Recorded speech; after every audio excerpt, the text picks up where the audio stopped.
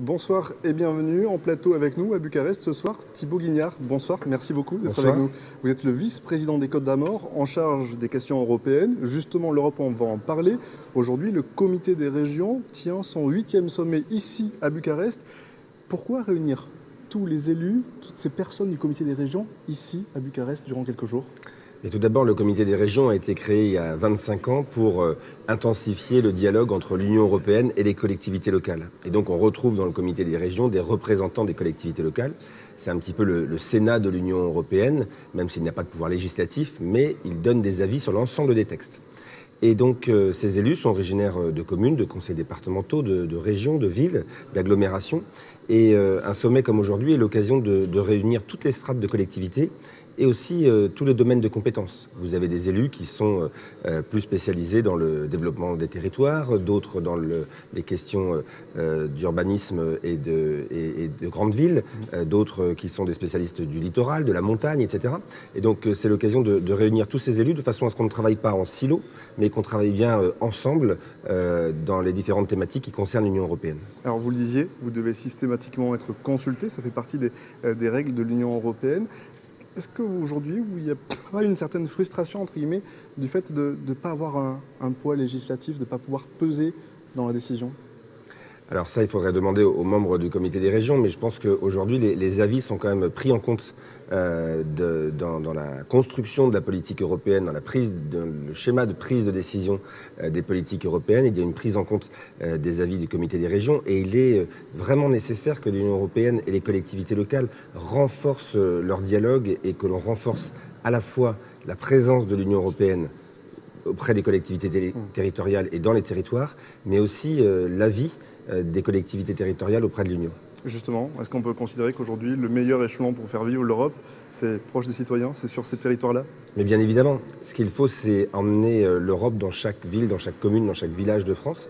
Il faut véritablement que l'on explique aux citoyens comment l'Europe est présente au quotidien, au niveau le plus local, comment elle est présente au quotidien, dans le quotidien de chaque citoyen d'Europe.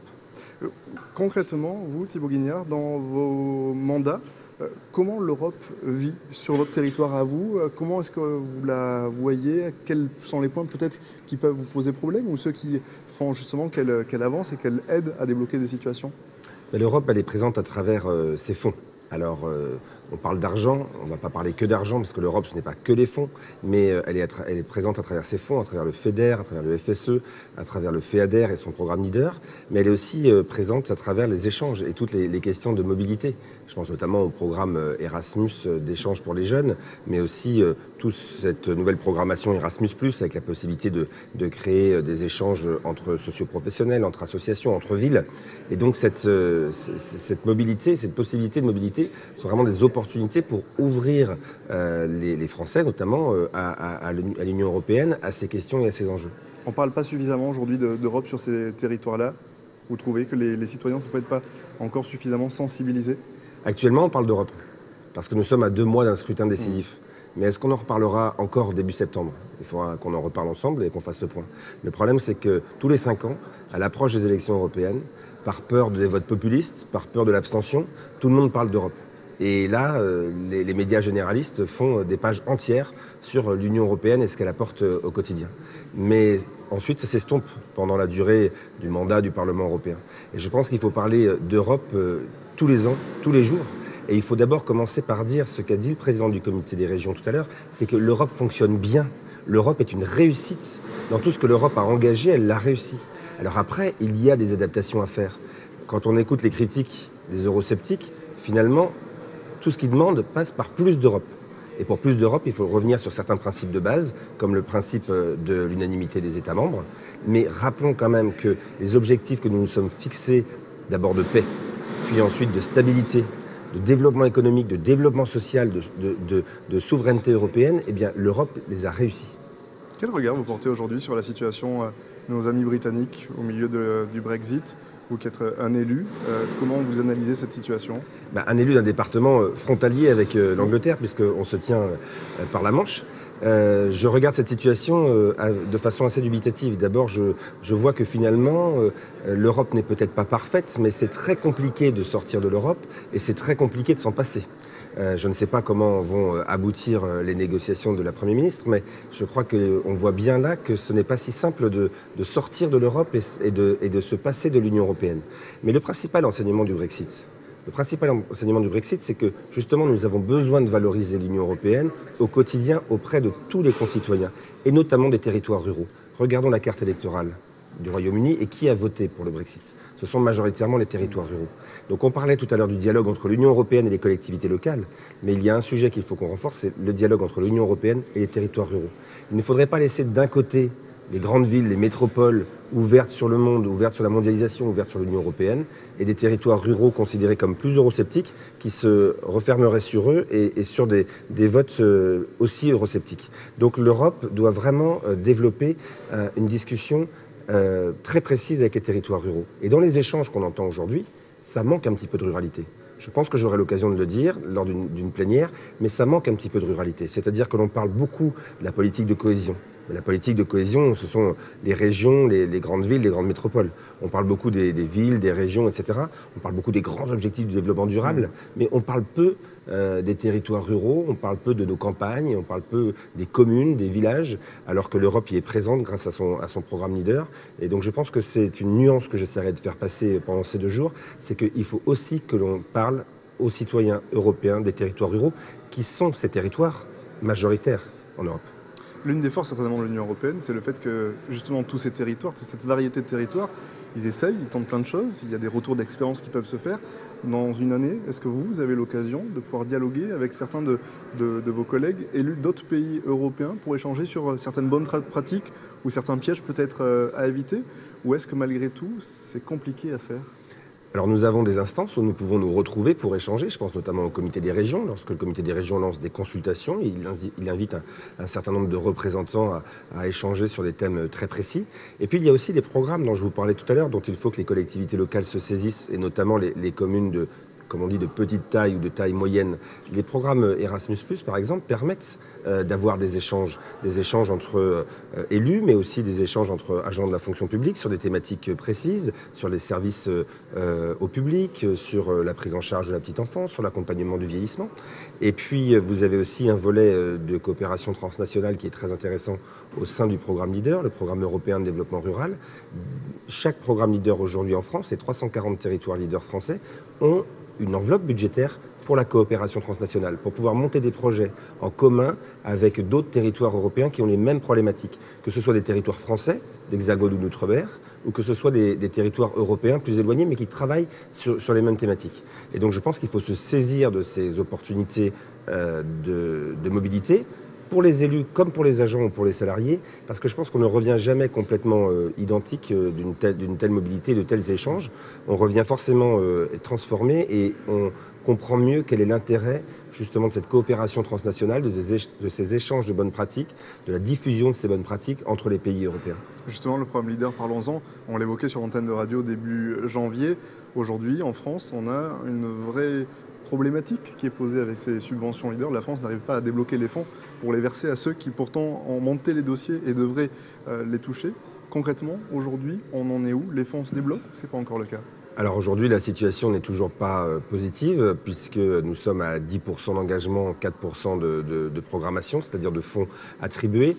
On voit bien que les choses avancent un petit peu mieux, parce qu'avec le temps, on arrive à trouver des aménagements pour permettre au système d'instruction à la française de fonctionner.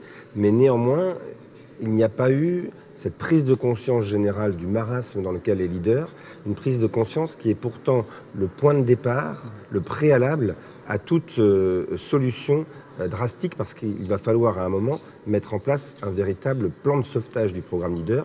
4% de versement en 2019 sur un programme 2014-2020, ça ne peut pas être satisfaisant. Et là où je me réjouis, c'est que le ministre de l'Agriculture, la semaine dernière, lors des questions au gouvernement au Sénat, a eu l'occasion de répondre à une sénatrice et de lui dire qu'effectivement, cette situation n'était pas acceptable et que nous risquions de perdre des centaines de millions d'euros de FEADER. Et je pense, comme je le disais à l'instant, que cette prise de conscience, c'est le préalable pour ensuite trouver des solutions. Alors je rappelle pour ceux qui nous suivent, cette problématique, elle est franco-française. Les autres pays européens ne l'ont pas rencontrée. Tous les autres pays européens, sauf la Slovaquie, font mieux que nous. Il y a des pays européens qui ont attribué la totalité de leur enveloppe et qui ont payer près de la moitié de leur enveloppe. La Roumanie, par exemple, est dans les 5 meilleurs pays en Europe pour le déploiement du programme Leader. Je ne suis pas sûr que la Roumanie ait pourtant la même expérience que nous sur les programmes européens, qu'elle soit autant administrée qu'en France. Et pourtant, ce pays a su s'organiser, mettre en place un système d'instruction qui permet de déployer véritablement le programme. Ça montre que ça fonctionne ailleurs et que les difficultés que nous avons, elles sont franco-françaises, car avec cette demi-régionalisation où l'État a confié la gestion des fonds aux régions, mais a gardé le paiement et le contrôle, eh bien nous avons un système d'instruction à la française qui est complètement grippé, qui ne fonctionne plus et qui illustre parfaitement ce qu'on est capable de faire en France en termes d'excellence administrative, enfin d'excellence de complexité administrative. On n'est pas allé assez loin au fond dans cette décentralisation, c'est là l'élément qui pose problème ou il fallait tout simplement que ça reste dans les mains de l'État de A à Z? On s'est arrêté au milieu du gué. Moi, par nature, je suis plutôt un Girondin, donc je ne suis pas forcément pour la recentralisation. Mais avant, lorsque l'État avait la totalité de la chaîne d'instruction, ça fonctionnait. On a rencontré des difficultés, quelques petits retards, mais ça fonctionnait. Les régions sont sans doute parfaitement capables de mener l'instruction de A à Z jusqu'au paiement pour le programme Leader. Mais aujourd'hui, on s'est arrêté au milieu du gué avec la moitié du chemin qui est fait par la région, l'autre moitié qui est faite par l'État, avec des contrôles croisés qui complexifient les choses. Et il faut absolument que soit on aille vers une régionalisation totale, soit vers une recentralisation, mais je ne pense pas que ce soit l'état d'esprit aujourd'hui, qu'on aille vers une régionalisation totale de façon à ce qu'on puisse payer les projets dans les territoires. Parce qu'aujourd'hui, ce sont des projets qui sont abandonnés, ce sont des projets qui sont réalisés, mais dont les porteurs de projets n'ont pas touché leurs subventions depuis parfois 4 ans, donc ils sont en difficulté de trésorerie. Et puis c'est toute la dynamique territoriale autour de Leader qui est en panne parce que les financements n'arrivent pas. Donc il faut vraiment que l'on se mette aussi en perspective, en prospective par rapport au programme Leader post-2020, pour le programme Leader 2021-2027. Le prochain cadre budgétaire. Exactement. Et qu'on travaille aujourd'hui à établir un circuit d'instruction beaucoup plus simple, en confiant toutes les responsabilités au même échelon, et surtout un circuit d'instruction qui soit efficient et qui permette de déployer ce programme de la façon la plus efficiente possible. Que ce soit pour Leader ou pour l'Europe, vous restez confiant en l'avenir?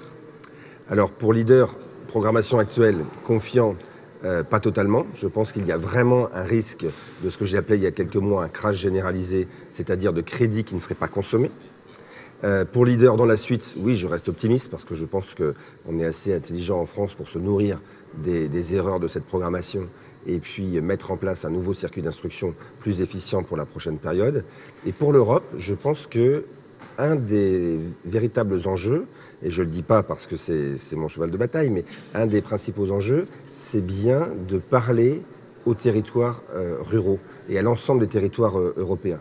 Ne pas se contenter de parler aux grandes villes et aux métropoles, mais d'être capable d'expliquer aux citoyens du monde rural, qu'ils soient rural, rétro-littoral, montagnard, ultramarin, dans toute la diversité des ruralités en fait, capable d'expliquer ce que l'Europe fait au quotidien pour les territoires. Parce qu'elle fait des choses, elle nous protège aussi, puisqu'elle protège notre agriculture.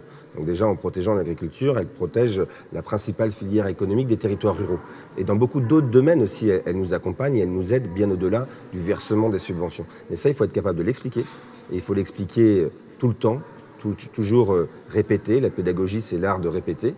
Et ne pas attendre les 2-3 mois qui précèdent les élections européennes pour s'affoler de la situation et dire il faut qu'on communique en direction des territoires. Merci d'avoir pris le temps de venir nous parler aujourd'hui. Merci beaucoup.